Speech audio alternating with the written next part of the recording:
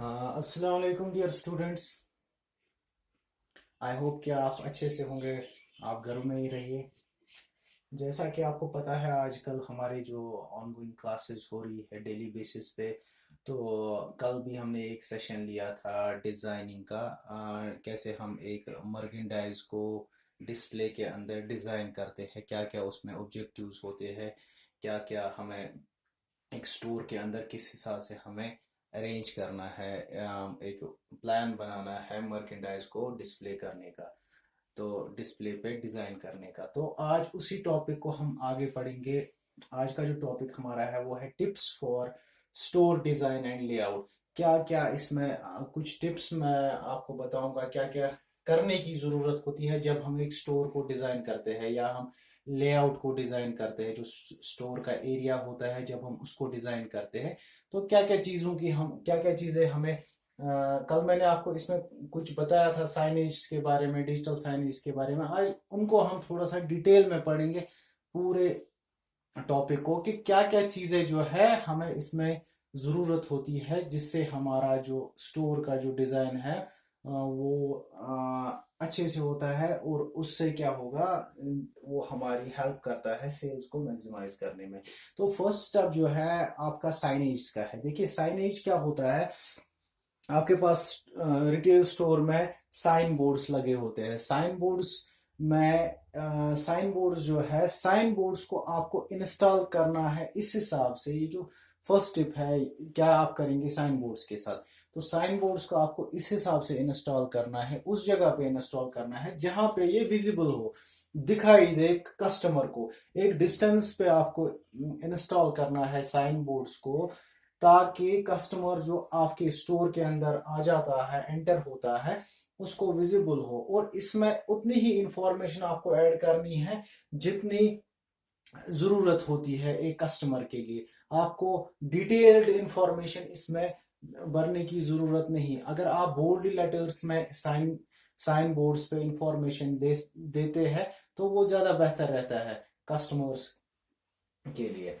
इसके अलावा दूसरी जो चीज है, देखिए स्टोर को आप इस हिसाब से डिजाइन करेंगे कि जो भी कस्टमर आपके स्टोर में आता है उसके माइंड में एक पॉजिटिव इम्पैक्ट पड़ना चाहिए। क्योंकि कस्टमर जो भी स्टोर के अंदर आता है, वो आपको इस चीज का ध्यान रखना है कि जब कस्टमर स्टोर से कोई चीज परचेज करके निकले, उनके फेस पे एक स्माइल रहनी चाहिए। क्योंकि उनका जो बाइंग बिहेवियर है वो पॉजिटिव रहना चाहिए। एक पॉजिटिव एम्बियंस के साथ कस्टमर को आपका स्टोर जो है ऑफर करना चाहिए। जो आपके प्रोडक्ट्स है वो उनको पसंद आने चाहिए। उस हिसाब से आप डिजाइनिंग करेंगे। आपको इसमें काफी चीजों का ध्यान रखना है, तब जाके ही आप जो है कस्टमर्स का माइंड जो है वो अट्रैक्ट कर पाएंगे अपने स्टोर की तरफ। इसके अलावा एक और चीज जिसका आपको ध्यान रखना है डिजाइनिंग के टाइम पे, वो है ट्रायल रूम्स जो आपके हैं, जहाँ पे कस्टमर जो है अपने अगर कोई प्रोडक्ट होता है उसको ट्रायल रूम में जाके चेक करते हैं प्रोडक्ट्स को।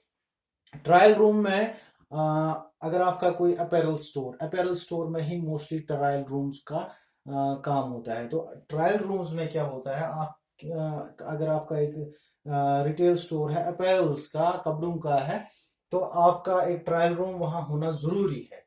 ये भी एक डिजाइनिंग का पार्ट है। ट्रायल रूम के अंदर मिरर्स लगे होने चाहिए, और वो जो ट्रायल रूम है वो क्लीन होना चाहिए, साफ सुथरा होना चाहिए।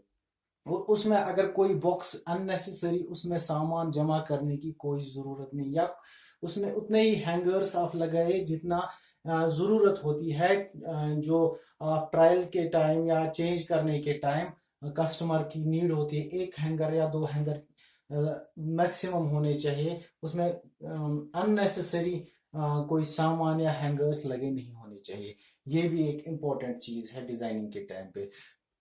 और एक बात जरूरी है जब आप डिजाइनिंग करते हैं, आपके वॉल्स जो रिटेल स्टोर अगर है आपका, आपके वॉल्स जो है उनका कलर वो एक इम्पैक्ट डालता है कस्टमर के माइंड में। तो आपको ख्याल रखना है डिजाइनिंग के टाइम पे कि हमारे जो वॉल्स का जो कलर है वो हम सही तरीके से करें, हम सही कलर चूज करें अपने वॉल्स के लिए। मोस्टली जो प्रेफरेबल कलर्स होते हैं वो लाइट कलर्स होते हैं, या कोई सच कोई काम कलर जो होता है, कोई ऐसे शेड्स जो कस्टमर्स का एक मूड बनाते हैं, ऐसे कलर्स आप चूज करें अपने रिटेल स्टोर के लिए डिजाइनिंग के टाइम पे। इसके अलावा इंपॉर्टेंट चीज एक और है मर्केंडाइज का। मर्केंडाइज से ही, क्योंकि मेन जो रिटेल स्टोर में चीज होती है जो कस्टमर्स जिसके लिए आते हैं वो होती है मर्केंडाइज। तो मर्केंडाइज को आपको जरूरी है, the merchandise should be well arranged and organised. अगर आप रैक्स पे रखते हैं उनको ढंग से रखिए, ऑर्गेनाइज्ड तरीके में रखिए, या अगर शेल्व्स में रखते हैं उनको भी आप तरीके से रखिए। अगर शेल्व्स में रखते हैं तो उसमें लेबलिंग कीजिए, डिजाइन के टाइम पे आप उसको लेबल करिए ताकि कस्टमर जो भी आता है उनको इंफॉर्मेशन वहां से मिले कि इसमें क्या क्या प्रोडक्ट्स है, क्या क्या लेबल्स है, क्या क्या कौन कौन से प्रोडक्ट्स किस किस साइज के हैं। तो ये सारी चीजें जो है आपको ध्यान में रखना जरूरी है। और आपको इसके अलावा इस चीज का भी ध्यान रखना है कि जो आपने प्रोडक्ट शेल्व्स में रखे हैं उनको प्रॉपरली आपने रखा है कि नहीं। ऐसा ना हो कि कोई प्रोडक्ट किसी शेल्व से गिर जाए। तो आपको इन चीजों का ध्यान रखना है कि शेल्व्स जो है वो आपने प्रॉपरली अरेंज किए हैं, रैक्स को आपने प्रॉपरली अरेंज किया है और ऑर्गेनाइज्ड तरीके में वो है। एक और इम्पॉर्टेंट चीज, हर स्टोर में अगर रिटेल स्टोर जो होता है उसमें म्यूजिक का इस्तेमाल किया जाता है। तो अगर रिटेल स्टोर में अगर आप कोई म्यूजिक प्लेयर सेट करते हैं तो जब भी आप म्यूजिक चलाए तो ज्यादा लाउड वॉल्यूम में ना चलाए। लाउड म्यूजिक क्या होता है, लाउड म्यूजिक से एक तो देखिए, अगर आपका कोई कस्टमर आता है रिटेल स्टोर में, वो आपसे कुछ कहने की कोशिश करता है, तो ये जो म्यूजिक है ये एक बैरियर बन जाता है कम्युनिकेशन में, आपके कस्टमर के बीच में और आपके बीच में। तो बेहतर है आप जो है अगर म्यूजिक चला रहे हैं स्टोर में तो उसको लाउडली ना चलाए, एक वॉल्यूम सेट करके रखे ताकि कस्टमर्स का आप सुन पाए, एक बैरियर क्रिएट ना हो कस्टमर और आपके बीच में।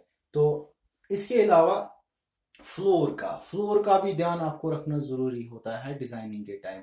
आपके जो टाइल्स होंगे या आपका सीलिंग होगा या कारपेट एरिया जो भी है, आपका रैक्स होंगे, वो जो है सारे आप क्लीन करके रखिए।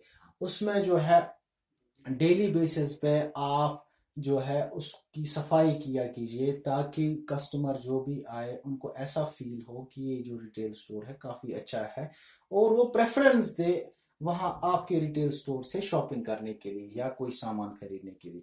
इसके अलावा एक और चीज है, आपके स्टोर में ऐसा कोई, अगर आप क्लोथ्स लाते हैं या आपकी अपैरल का रिटेल स्टोर है तो आप ऐसे कलर्स क्लोथ्स के चूज कीजिए जो कस्टमर जो मार्केट की ट्रेंड्स है क्लोथ्स की, उन क्लोथ्स को चूज कीजिए, आप ऐसे कलर्स को आप चूज कीजिए।